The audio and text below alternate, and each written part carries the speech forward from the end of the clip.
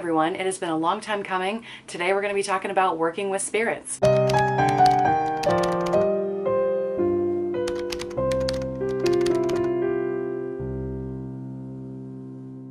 I have talked about spirits in so many of my videos, but I've never actually sat down to do a video like this where I discuss how to work with spirits. Today's topic was actually chosen by my channel members, so I wanted to thank them for this. If you're interested in becoming a channel member, it comes with a bunch of perks. There are monthly content polls, there's a private Discord server, you get early access to all of my videos, and we also have a book club as well. So I just wanted to say really quick before we get into the spirits topic. In our book club, we just finished braiding Sweetgrass, and for June, I wanted to let everyone know that we are reading Cunning Words, a grimoire of tales and magic by Marshall, the Witch of Southern Light. And he is actually going to be attending our final book club meeting, which I'm really excited about. He's going to be there to answer everyone's questions. So if you're interested in joining the book club and the channel membership, I will leave a link below in the description box. The first thing that we need to discuss is what is a spirit? And there are going to be so many resources throughout this video as far as how to work with spirits, but I want to apply my own definition here because everyone's definition is a little bit different. As a blanket statement for the rest of this video, I don't personally think that anyone is 100% correct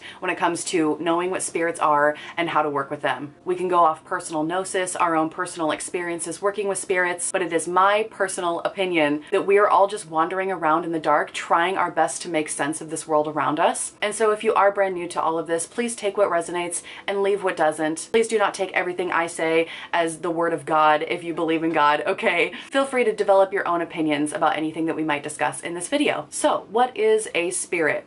To me, a spirit is some sort of energy that has combined with some sort of consciousness. You can have energy that is just pure energy with no consciousness, and I would not consider that a spirit. Really, the consciousness, according to my own personal gnosis, is what really gives shape and life to create a spirit out of the energy. Again, there are no right or wrong answers here. I am basing my own knowledge off decades of working with spirits and what I have come to understand to be true. Spirits can be human or non-human, so a lot of people assume that when you're talking about a spirit, that you're talking about someone who is deceased, who has passed over to the other side, and that's not necessarily the case. There are many different types of spirits. So of course, yes, you could be talking to an ancestor or a human that has passed on to the other side. You could be talking to an animal that has passed to the other side. You could be talking that is not human or animal at all. Some people believe in angels, some people believe in demons. I am not here to tell you what to believe. That is entirely up to you. There is also the Fae. A lot of people can work with house spirits such as brownies, elves, fairies, dragon spirits. The Fae really is this giant umbrella term for all of these spirits that are not necessarily human and may potentially live in the fourth dimension, depending on your opinion on all of that. And when we consider spirits, we can even talk about plant spirits or tree spirits. This energy combined with this sort of consciousness that we can build a relationship with and that we can work with in our spiritual practices. There are dryad spirits, which are kind of a crossover between land spirits, kind of in the Fae umbrella, mixed with plant spirits, because dryad spirits are said to live inside certain trees. So when someone asks me, how do you work with a spirit? My answer is, what kind of spirit are you working with? Because depending on what spirit you're working with, that work is going to look drastically different. The relationship is going to be different depending on who it is that you're talking to. And I want to introduce the concept of smaller spirits and larger spirits. And we're going to talk about this a little bit later in the video. I'm going to talk about why you might want to consider working with smaller spirits versus larger spirits, and just my own personal gnosis about their presence and what I've experienced over the years working with various different spirits all over the place. If we can think about some sort of spiritual hierarchy, if we think about our ancestors, for example, or humans that have passed on to the other side, I would consider these smaller spirits. They're a little bit closer to the earthly plane because they have quite literally lived here before. They're a little bit easier to access versus, say, an angel or a god, these much larger spirits or spiritual entities. I don't know if I would consider God a spirit or maybe just some sort of spiritual essence. That is a total debate that I'm not going to go down in this video, but you can kind of see the difference between an ancestor that has passed on and potentially an angel or a spirit guide or a god, these larger spiritual entities that may potentially have influence over much larger themes in your life. So we'll talk about that a little bit more later on. Now that we've kind of discussed what a spirit can be and how loose that definition really is, let's talk about some of the ways that you can begin working with spirits. And this video is really going to be generalized because, as I mentioned in the introduction, it really just depends on what type of spirit it is that you are working with. So the first thing that I want want to talk about is strengthening your psychic abilities. It is so important to tap into your intuition and to really strengthen your psychic abilities to even be able to communicate with these spirits in the first place, or even sense that they're with you. And sometimes I feel like this is the biggest hurdle for people to really get through. The question I get all the time is it me or is it spirit? Are the messages I'm receiving in my head, is that me? Or is that a message from a spirit? Did I just imagine something? Did I really hear a knocking on the wall, or was that in my imagination? So there's a lot of criticism, there's a lot of self-doubt usually in this very beginning stage of just connecting to your psychic abilities and being confident enough to know when you're receiving a message from spirits and when potentially it isn't a message. If you've been on my channel for a while, you already know the very first thing that I want everyone to do is to start meditating. I know I sound like a broken record, but it really is so imperative to have a regular practice of meditation when you're working with spirits, because when you meditate and you're sitting in silence and you're observing your mind, you begin to be able to differentiate what is you and what is not you. The thought processes in your head that are looping, you can get to know the inner mechanisms of your mind and get to know yourself a little bit better. So that way, when there's a foreign message, something that does not feel like you are able to better identify when it is something else. On top of that, meditation helps you connect to your subconscious mind, and it helps you to get out of your conscious rational mind, which is exactly what you want when you're working with spiritual entities. And the reason for this is because of the reality threshold. There is a certain reality threshold that we all have in our minds. In our external environment, we are constantly receiving all of these cues and messages from the environment around us. And our conscious mind, also called the rational mind, its primary responsibility is to take all of those cues from the environment and weave them into a story that makes sense, that matches and passes the reality threshold.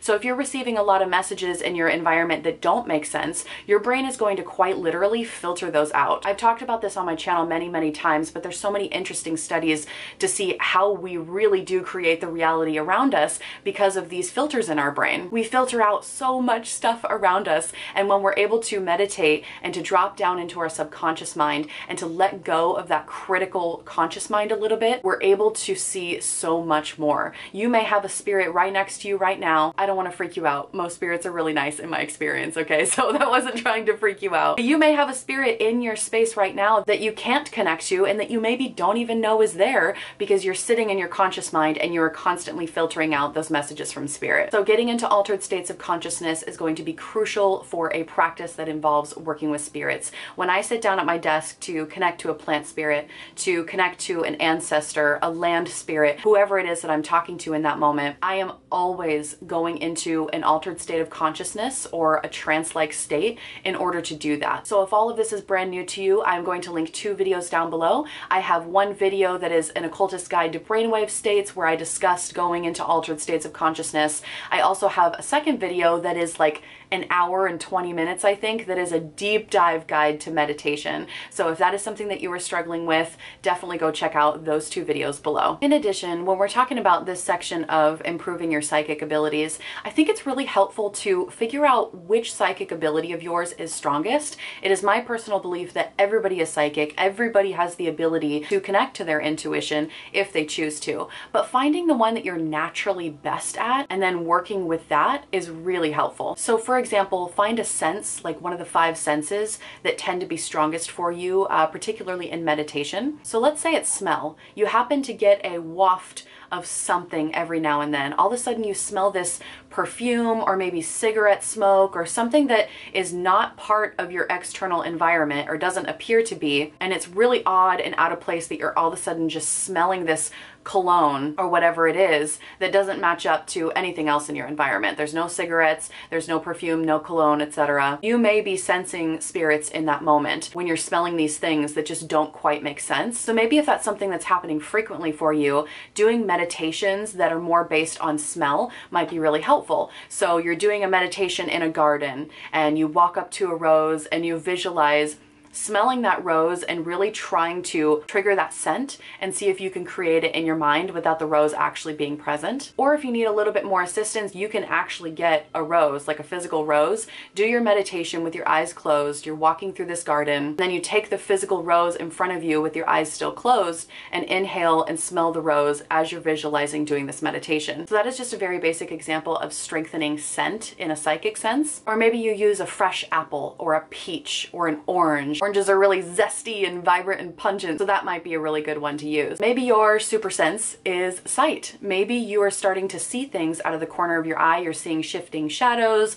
or maybe you've seen a spirit here and there. Working with a scrying mirror and really developing your psychic sight might be helpful. So a scrying mirror is basically, well, there's a bunch of different ways that you can do it, but one of the most popular ways is you have this black mirror and you kind of dim the lights, you allow yourself to go into a trance-like state as you're staring into this black mirror, and you allow the shapes to take life and you see what you see. You can also do this with a crystal ball, any sort of reflective surface. You can do this into a pool of water, or maybe you have supersonic hearing and you are somebody that just hears everything, everywhere, all the time. You can hear it from 5 houses down. With your meditations, you might want to consider working with certain binaural beats or maybe certain frequencies that are said to open you a lot more to the spirit realm. So working with your hearing, try a bunch of different tones in your meditation and see what happens. Maybe you're gifted with dreams and it's not even one of the 5 physical senses. Maybe you are just really gifted at either lucid dreaming or experiencing very vivid dreams or getting profound messages in your dreams. I do also have a video on how to lucid dream. I will link that in the description box for you. But working on enhancing your dreamscape could be another way to enhance your psychic abilities overall. I want to leave you with so many sources throughout this video. So in this particular section, when we're talking about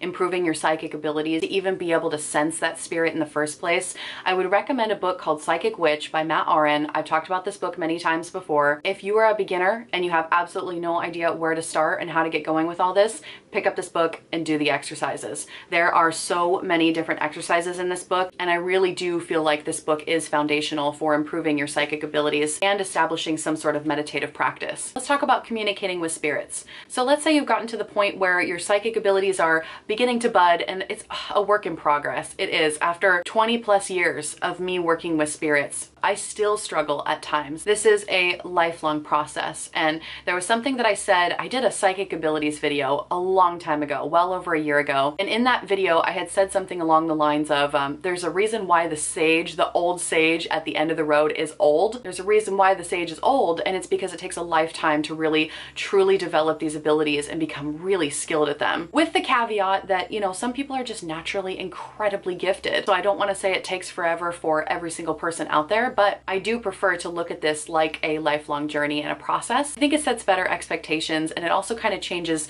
just the relationship and the way that you work with spirits. It's not just a quick fix. It's not a hocus pocus act. It's not dance monkey dance. You get what I'm saying. But let's talk about communicating with spirits. So you've gotten to the point where you have somewhat developed your psychic abilities and you're ready to begin communicating. I highly recommend finding some sort of medium to help you with that. The fact that I just used the word medium is funny because there are people out there called mediums who can actually channel those spirits, invoke them into their being, or maybe even evoke them in the environment and just speak to them without any sort of communication medium. They are the communication medium. And so some people are going to be naturally skilled and they won't need any sort of tools at all, and they will be able to communicate with spirits through altered states of consciousness. Again, getting into a trance-like state. You may be able to communicate with spirits through dreams, but for the beginners, I do think it helps to get some sort of medium to use for communication. So for example, this here is my pendulum. I actually don't use pendulums very often. It's not my medium of choice, but some people really do like them. Feel free to do your own research on how to use these properly, but these are great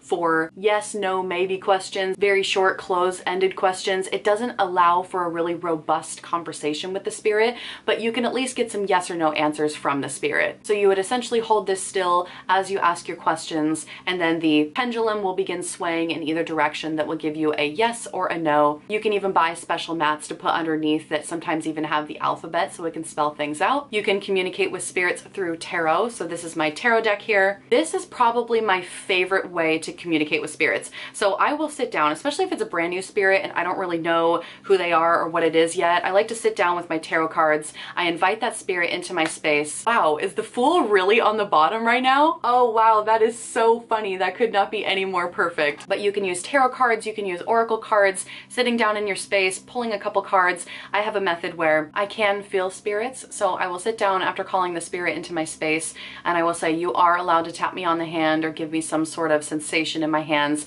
as I hover over these tarot cards. And I will typically feel, it depends on the spirit, but for me sometimes it feels like pressure or almost like a static electricity. It's so hard to explain. It's so hard. And again, it depends, the sensation depends on the spirit too. Sometimes it's just a really light tingle, but that is how I will choose my tarot cards when I'm talking to a spirit. It also might be a good idea when you begin establishing a relationship with a spirit, and we're going to talk about relationships after this communication section, but it might be a good idea to dedicate a tarot deck or an oracle deck to a particular spirit, and then you only pull out that deck when you're talking to this spirit. Definitely not something you have to do, but I know a lot of people like to do that. You can also do something like automatic writing or scrying. These mediums are a little bit more abstract though, and I do find that people really struggle with automatic writing and scrying because it's so abstract and there are no rules and you really are channeling spirit. You have to be someone that's able to, at least for automatic writing I should say, not scrying, but you have to be able to channel that spirit and allow your hand to move without any sort of conscious cognitive biases or anything like that. You can also use a spirit board, something like this. This one in particular I got from Spellbound Society. They just have the most beautiful boards. And then you have your little planchette here and you allow spirit to guide your hand and spell out the words. Spirit boards are just another way of talking to spirits. There is so much fear-mongering around spirit boards that really drives me crazy because of the whole Ouija board thing. Unfortunately, TV shows and movies have really made Ouija boards look awful, look super demonic, like a demon's gonna jump out of a portal and get you or something. These are no different than automatic writing, than pendulums, than scrying, than working with your tarot cards. They're all the same. They're just mediums for talking to spirits. And of course, yes, you want to do your research. You want to know what you're doing. There's a way to open the board and there's also a way to close the board. So make sure if you are interested in spirit boards that you do your research and you know how to do that properly. And also if you're invoking a spirit in general, you should probably know how to banish them, just in the off chance that things get a little sticky. And I'm not saying that there aren't any precautions that you should take when working with spirits and attempting to communicate with them, but I do find that the fear-mongering is out of control because of what media portrays. I've said this on my channel before, I have actively tried to get myself into sticky situations. Don't do that. Don't do what I did. I'm not saying that that's a good idea, but in my experience, it's actually a lot harder to get spirits to show up than it is to just have a demon fall out of a portal and try to get you. In my experience, malicious spirits are so rare. And we're going to talk about that a little bit later on in this video. And one thing I actually like, there's a book called Consorting with Spirits by Jason Miller. I will put it up on the screen because this is another book that I want to recommend for anybody interested in working with spirits. What I really loved about this book, although it does have a little bit more of a ceremonial magic flair, and that may not be for everybody, he has an entire section on fear and how the fear-mongering is ridiculous. And I appreciated that section of his book so much. So that is another really helpful resource for you. Another thing, don't be afraid to make your own divination sets. You know, some people really like to make their own set of runes, their own oracles. Maybe you like to throw bones and so you collect little trinkets for that. I made my own glyph set and this is specifically dedicated to my work with Thoth. So I only use these when I'm working with Thoth. I do not use this for communicating with any other spiritual entity. So I have all of these river rocks that I have collected and I painted symbols on them, and every symbol has a deep meaning. So when I'm working with Thoth, I will often pull out one of these river rocks of my glyph set to be able to get some guidance, and it helps in the communication process when working with such a large spiritual entity. So if you're interested in seeing how I made this glyph set, I do have a video. When I first started working with Thoth, I made a video about the development of that relationship and making this glyph set in general and how I came up with the concept and all that. So I will link that video as well. So let's get more into the relationship aspect of working with spirits, because you're definitely going to want to consider what kind of relationship you want with the spirits you're working with. Some people want the spirits to be their friends and they want to develop a long-term relationship. That way the spirit is just motivated to help you and work with you in the first place because they begin to actually care about you and they can become more friendly towards you. Some people don't care about that at all and they want it to be more transaction based, where you write out a contract and you say, okay, spirit, if you give me this, I will give you this. And it's more like a business deal rather than a friendship. Some people don't care about pacts or making friends at all and they simply want to bind spirits and force them to do their bidding. There are no judgments from me what you decide to do with your spiritual relationships, but you definitely want to contemplate what kind of relationship it is that you want with these spirits.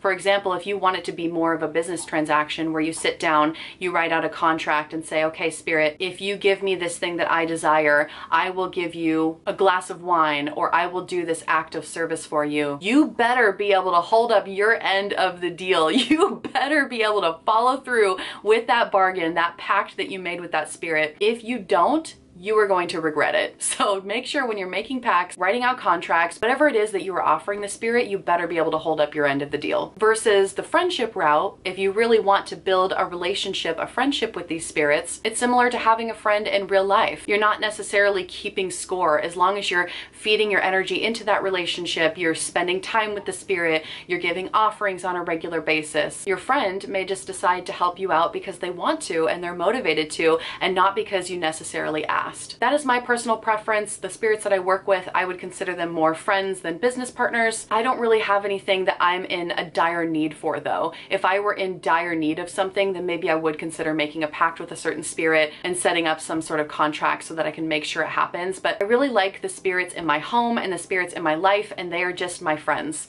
I take good care of them, they take good care of me, and there is no need for formal ceremonies or anything like that in my own spiritual relationships. So when I'm working with a new spirit for the very first time and I'm wanting to establish a friendship with them, I first start by giving offerings, mainly because that is the easiest way to show respect to a spirit that you don't really know yet. And common offerings can include wine, whiskey, mead, coffee, tea, some sort of baked good, tobacco. It really just depends on your tradition and what spirit it is that you think that you're working with. But try to get to know its likes, its dislikes. I will leave offerings on a regular basis, and then I will begin attempting to communicate with that spirit a little bit more. So after leaving offerings out as kind of like a peace offering, saying, hey, I'm interested in maybe potentially working with you. Here's my peace offering. Do you accept? If I feel like the vibes are good, I haven't received any sort of negativity or anything like that, I will proceed to try to sit down with my tarot cards and communicate with that spirit and get to know it a little bit more and see where it comes from, what it's doing here, what does it want from me, how can we be friends, and really just spending time with this spirit, visiting this spirit, also respecting this spirit's boundaries. I think that's a really important part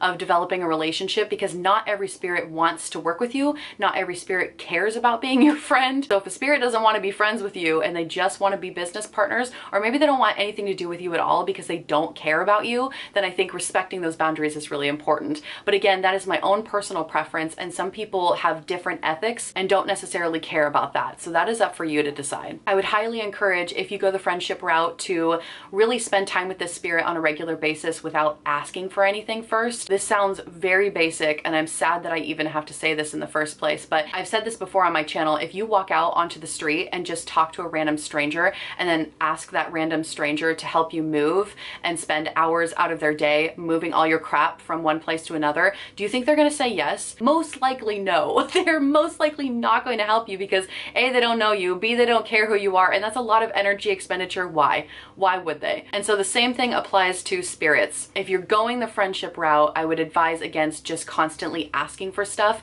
because you wouldn't do that to a normal friend in real life. Your friend would probably get super annoyed with you. But again, that's the friendship route. If you want to go more business transaction, just make sure that you are offering something in return that the spirit will like, and then hold up your end of the bargain. Other ways to really develop intimacy with spirits, I think, is finding some sort of sacred space where you two can really connect. So you can tell the spirit, when I am praying at my altar, you are welcome to send me messages here. Or when I am outside in my backyard, I have a tree stump that's like a magical tree stump that I like to dance around. Okay, I love it. That is a magical sacred space where I work with fae creatures, and they are allowed to talk to me there, give me messages, give me signs and symbolism and things like that. So assigning certain spaces as sacred and then telling the spirits that you're working with that this is the sacred space where you want to receive messages. It's a really wonderful way to develop intimacy and then also increase the effectiveness of you actually being able to receive those messages and being able to interpret what the spirit is actually saying. I think it's also important to develop some sort of language that you and the spirit can speak with each other through signs and symbolism. So for example, the longer that you work with some sort of spirit, you might start to learn how they like to communicate. So if you're seeing the number 4 pop up everywhere when working with this spirit, that may eventually become part of your language, and it could be a sign or a symbol of this particular spirit that it is that you're working with. So in the future, every time that you see multiples of 4s, you know that that spirit is trying to reach out and connect to you. A lot of people, when they work with deities or larger spirits like angels or spirit guides or whatever it is that you're working with, they will start to notice certain animals being present. Maybe there's a lot of hummingbirds around when that spiritual entity is trying to connect to you. So developing your own language with this entity of specific signs and symbols can be really, really helpful. And this is something that just organically develops anyways when you're working with spirits, but paying attention to signs and symbols can be really helpful. One thing I find really frustrating though is when beginners often ask, and beginners don't know, and that's totally fine, but beginners will often ask, what does this mean?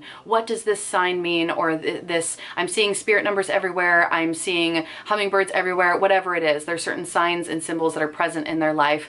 I don't know. I don't know what that means, because that is unique to you and that spirit that is trying to talk to you. Our subconscious mind speaks in images. It does not speak in words. And so the signs that you are seeing, you're going to really have to do a lot of introspection with your own subconscious mind to see, how do you interpret hummingbirds? How do you interpret the number 4 popping up many times? Nobody else can tell you 100% of what that exactly means except for you, because it's unique to your own subconscious mind and whatever that spirit is trying to tell you. Your memory and your associations with hummingbirds may be completely different than my own memories and associations with hummingbirds. Yes, you could probably Google just generally what do hummingbirds mean as far as spiritual signs, but I would try to advise you to refrain from asking others what certain signs and symbolisms mean and do the introspection yourself to figure out how you personally interpret those messages. Let's talk about rules and boundaries, because I think it really is important to figure out what your personal boundaries are and to set some ground rules for the spirits that are in your house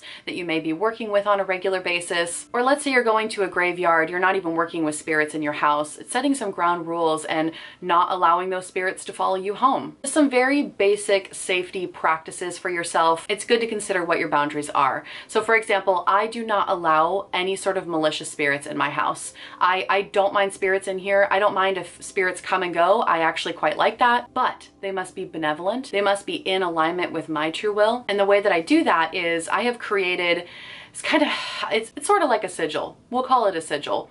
Sort of like a bind rune / sigil. I have created this symbol that I use for a magical purpose, and I put it above all the doors and windows in my house. And when I'm smoke cleansing my house, I also finish the smoke cleansing routine by drawing that symbol over all the windows and doors. And that symbol has been created for the sole purpose of adding a filter on my house. It filters out any malicious spirits. Malicious spirits are not allowed to enter my space. So when you first start working with a spirit, set your boundaries. If you don't want them to touch you because that freaks you out and you don't like it, then straight up say you are allowed to show your physical presence to me, or maybe give me smells or images, anything like that, but please do not touch my physical body. It is perfectly appropriate to set boundaries like that. Or like I mentioned, if you're going to the graveyard, to tell the spirits that they are allowed to interact with you while you're there, but they are not allowed to come home with you. And then maybe you do some sort of cleansing routine at the gate of the cemetery before you hop in your car and go back home. And in this category of rules and boundaries, I would also like to say, if you evoke a spirit or invoke a spirit, you should know how to banish it. You should definitely, I think I mentioned this earlier in the video, but please know how to get rid of something if you plan on calling something into your space, just in the off chance that things go awry. I'm not saying that it's going to, but it's good to have that in your back pocket just in case. So I've talked about realistic expectations when working with spirits kind of scattered throughout this video already, but I wanted to have this timestamped here 4 expectations, just to really kind of double down on a couple things. The first thing I wanted to say here is that spirit work is very, very subtle. In my experience, and also the experience of others that I know that work with spirits on a regular basis, it is often not what you're going to find in TV shows and movies. It is often not going to be that super dramatic scene where you're doing a seance and the lights flicker and all of a sudden this demon comes out, or maybe this small little girl child that has died that's really creepy, okay? It doesn't usually look like that. Even when it comes to communication and signs and symbolism, it can be so delicate, and this is where you really have to use your meditative abilities to go into altered states of consciousness to be able to perceive such delicate messages. I have such a hard time with, there are some influencers online, like on TikTok and Instagram, whatever, that work with spirits, and they portray spirit work to be so much more intense and in your face than, in my experience, it actually is. And I think it's a bad representation because it leads to beginners assuming that if they can't just see a spirit walking down the hallway, that maybe they don't have any psychic abilities and they're not able to work with spirits, and that you have to be able to physically see spirits or hear them or whatever in order to begin this work. And that's not necessarily the case. There's so many unrealistic expectations online that's really, really frustrating, and it really is a subtle art. As I mentioned previously, I prefer to look at this like a lifelong process working with spirits. And I wanted to talk about fear here as well, because I know I already talked about fear-mongering just briefly, and I do recommend reading Consorting with Spirits, specifically that section on fear. In my personal opinion, if you are fearful, you are going to have a fearful experience. Period. Not necessarily because the spirit's malicious and not because the spirit is doing anything scary, but because you have so much fear that anything the spirit does is going to freak you out. And so if you find that you are one of those people that's just really scared of spirits, you might want to do some deconstructing first to figure out where your fear is coming from. Is it fear of the unknown? Is it fear because you've watched too many TV shows and movies that show unrealistic expectations of what actually happens in spirit work? That's something really important to contemplate. Are you scared of your own power? In which case, maybe do some journaling around why are you afraid of stepping into your power and becoming more psychically in tune with yourself? Is it because you feel childish? Do you fear how other people would perceive you when you say that you're working with spirits? Are you fearful that some people are going to look at you and say that you're silly and childish and that this is all make-believe or it's imaginary? Are you fearful of spiritual psychosis? So there's a lot of different aspects to handle the fear conversation, but it's really important to sit down and journal and figure out where is your fear coming from, and that'll help you figure out how to better address it. Also, exposure therapy really helps. I really do think that talking to people who do work with spirits can be so helpful. They're able to give you a better perspective on what it actually looks like to work with these spirits so that you can see it's really not as scary as some people make it out to be. And with exposure therapy, you're just kind of dipping your toe in slowly, a little bit more each time, inch by inch. Don't go straight into evoking a bunch of spirits if you're scared of them, okay? You're gonna have a horrible experience, because you'll probably freak yourself out more than anything, not even because the spirits are doing anything at all. So overall, having proper expectations of what spirit work looks like, I think is really important. Now let's talk about record keeping, because I think this is another really important part to having a practice where you're working with spirits that a lot of people don't talk about. It is so important to write everything down. Every time you try to communicate with the spirit, every time that you leave an offering. And I don't mean to say that you have to write everything down for the rest of existence, but really in the beginning, when you're first trying to establish a relationship with the spirit, figuring out what they like, what they don't like, what works to draw them in. Is there a particular scent, you know, a type of incense that seems to be really successful in luring this spirit into your space? Do you get a good response when you leave out wine versus whiskey? And writing down any sort of dreams or messages that you may receive from the spirit, because oftentimes I'll get messages from spirits and I will not understand them at all. I'm like, okay, thank you for that information, but what am I supposed to do with that? And then 2 months down the road, I experience something and I go, oh, I get it now. I get what that message was for 2 months ago. So it's important to have some sort of record keeping process so that way you can write down those messages and refer to them at a later date, because those messages will probably make sense a little bit later if they don't make sense now. Also, record keeping can help you improve your psychic abilities, because every time you write down a psychic hit, which is what a lot of people call just receiving some sort of positive confirmation from a spirit or your intuition and your psychic abilities, and you're creating this positive feedback feedback loop. Every time that you write down your psychic hit and then you go back to read those psychic hits later on when you may have potentially forgotten about them, you can go back and look at all the times that you were right, all the times that you received messages from spirits, because I know so many of us struggle to really believe in whatever it is that we're doing and feeling really confident with it.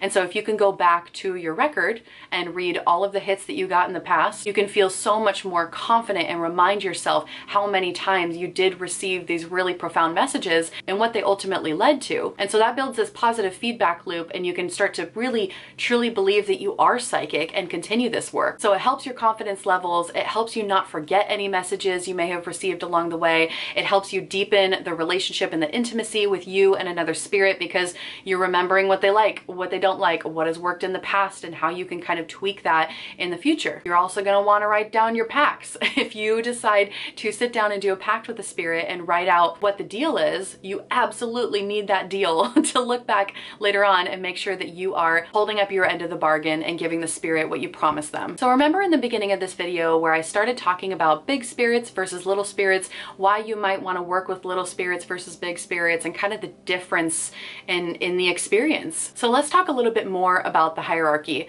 Whether it is saints that you're working with, angels, demons, ancestors, tree spirits, plant spirits, the fae, it doesn't matter. Whoever it is that you're working with. In my personal experience, working with smaller spirits is better for mundane, everyday things. Working with larger spirits that have more of a control over the big, overarching themes in your life is better when you need guidance overall, when you need a whole paradigm shift, or when you need these large things addressed and moved. So an example of this would be, let's say you're feeling like you're lacking purpose in your life. You're really down on your luck and you just simply don't know what to do and you need guidance. If you're praying to an angel, a spirit guide, a god, whatever it is that you personally believe in. I'm a pantheist, so I don't really know if I believe in anything other than the fact that I believe that we are God experiencing itself and that God is interspersed within everything. That's my own perspective. You can believe in whatever you want, but you may turn to some larger spirit, some sort of higher power. And again, I hesitate to call gods spirits, but you know, bear with me. We're putting them under the umbrella, at least for now. But for big overarching themes in your life like that, of figuring out what your purpose is,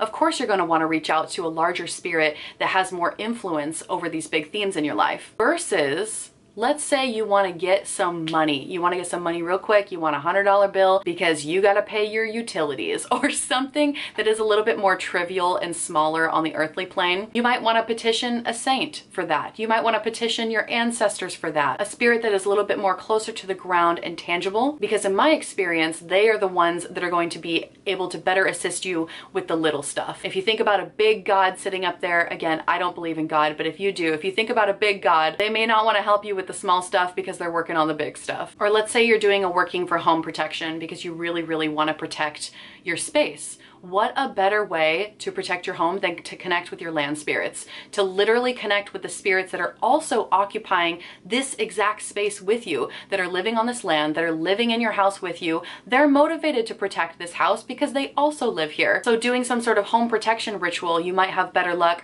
calling in a lesser spirit, a smaller spirit, such as a brownie in your home, or some sort of land spirit that existed before this structure was built, so that you can both work together to protect this sacred space. And this whole section here, this really is based on my own personal gnosis and my experience with spirits. So please feel free, again, to develop your own opinion on this. But I have noticed that smaller spirits are much more effective for earthly material concerns than larger spirits. Another bit of personal gnosis that I wanted to add into this video. I really love personal gnosis. I love when people share that, because I've said this so many times before, if you're not sharing personal gnosis, then I don't think that you're sharing anything new and you're just regurgitating, you know, similar stuff that everybody else says in the occult community. I personally feel that smaller spirits or lesser spirits are able to tap that physical barrier a little bit more aggressively than larger spirits. I know that sounds weird, so let me try to explain. When I'm working with a house spirit, or when I'm working with my ancestors, I can physically feel them. It's a lot more palpable. I can feel them, I can hear them, I can see shifts out of the corner of my eye. If I evoke them into a space, you know, maybe you'll get those light orbs, etc. This is so funny that I say this, because literally as the words are coming out of my mouth, I can feel a spirit come in right now, and it just hit my head and it's making me a little a little lightheaded having this part of the conversation. What weird timing. But anyways, not physically hit my head. I'm okay. But I find that smaller spirits are a lot more physical, and they can pass that physical barrier a little bit easier than the bigger spirits, because these bigger, larger entities, such as a god or a spirit guide from above, they're working with such large themes in your life. I don't feel like they're as connected to the physical realm as, say, an ancestor who actually lived on this earth and died on this earth. I've talked about this with a couple other practitioners, and it seems like I'm not the only one that feels this way or that experiences this, that it's a lot more palpable and intense when working with smaller spirits than it is working with larger spirits. Larger spirits are so much more delicate. If I'm sitting down to work with Medusa or the Morrigan or Hecate or whoever, it feels a lot more delicate. Now, don't get me wrong, those rituals can also be very intense, but not as intense as if I'm working with a little spirit that's running around my home. So I know I'm not the only one that has experienced this. It seems that many other people have experienced this as well. So I just thought I'd add that in here just for fun, because they feel different. Smaller spirits versus bigger spirits. Before we get into some sample rituals, I'm just going to talk very briefly about sample rituals, but I would like to give one more research. I know I've already talked about Psychic Witch at the beginning of this video to really help enhance your psychic abilities in the first place. And then I've also talked about Consorting with Spirits by Jason Miller. That one is a little bit more of a ceremonial magic flair, so it may not be for everybody, but I do think it's an excellent resource if you're interested in just working with spirits in general. I also want to throw out this book here. I've talked about this book a few times on my channel. I adore it. It's called The Bones Fall in a Spiral. This is a book specifically on necromancy, which most people would define as working with the spirits of the dead. So this is very specific to people who have lived and died. Not necessarily people, it could be animals as well. But this book is by Mortellus, and it has so much wonderful wisdom in it. So if you're interested more in the necromancy route of working with spirits, definitely pick up this book. So let's end this video by talking briefly about some sample rituals of working with spirits. And again, the ritual is going to vary depending on what kind of spirit it is that you're actually working with, but I want to at least give you a couple ideas. So a very basic ritual would be to bring an offering into your space. You're setting up some sort of sacred space, an altar somewhere. If you can't have it there permanently, that's fine, but you're setting up just some sort of sacred space to communicate with this spirit. I would advise to bring an offering. If you don't know what that spirit likes yet, again, wine, whiskey, mead, coffee, tea, a baked good, something like that, anything like that would be fine. And the idea isn't necessarily for the spirit to physically consume that item. Obviously, spirits can't physically consume that item. There's a couple different perspectives on these offerings and what spirits actually do with these offerings, so it's up for you to develop your own opinion. But in my personal opinion, everything on this earth carries some sort of energy or some sort of essence. And so the baked good or the cup of whiskey that you are providing as an offering, it has some sort of essence tied to it, and that spirit is allowed to energetically absorb the essence of that food or drink.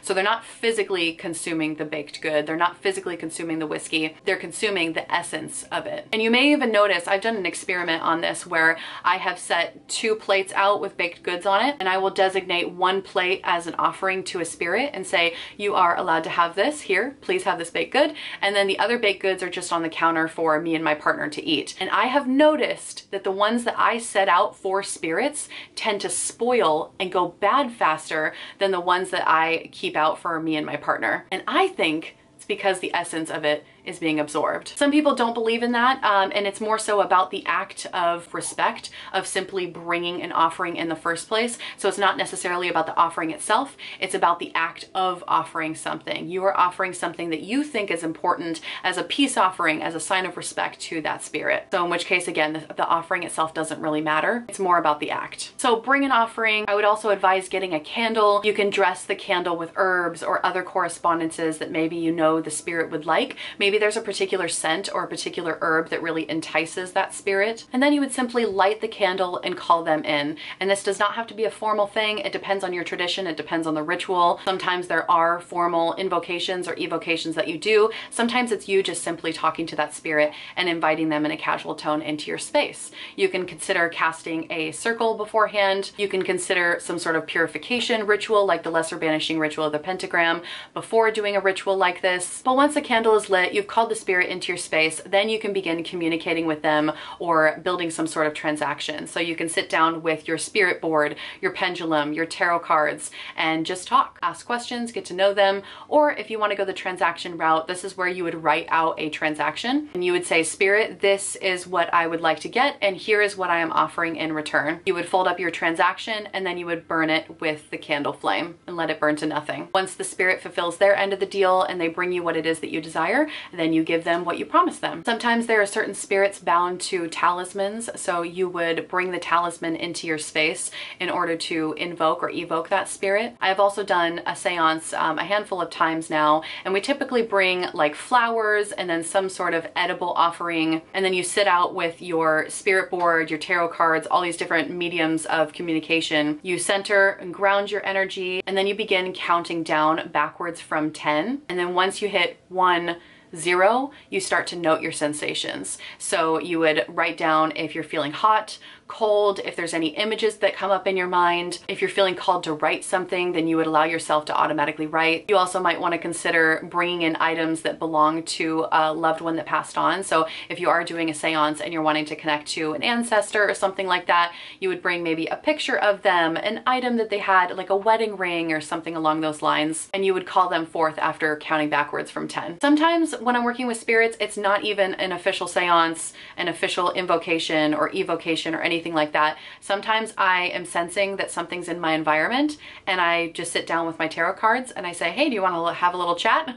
I will pour a cup of tea for myself and a cup of tea for the spirit, and then I'll just pull some cards and see what happens. Sometimes rituals look like prayer, and it is simply just prayer to these spiritual entities that you're wanting to work with. So maybe you decide to sit down at your altar, light up some incense, fold your hands into a prayer, and say what comes to your heart. Some people like to use prayer beads as well. So you are taking the prayer beads, and as you pass each bead in your meditation, you are chanting your desires until you work through all the beads on your mala. So as you can see, there are so many different ways that you can do rituals. I mean, it can be as formal or as simple as you personally want it to be. So do some research on the spirits that you are wanting to work with, because as I've mentioned many, many times in this video, that is really going to dictate what your rituals are going to look like based on who it is that you're working with. I hope this video has been helpful. Again, thank you to my channel members for choosing today's topic. I'll leave that link below in the description box if you want to join the channel membership. I will see you all in another video soon. Bye everyone.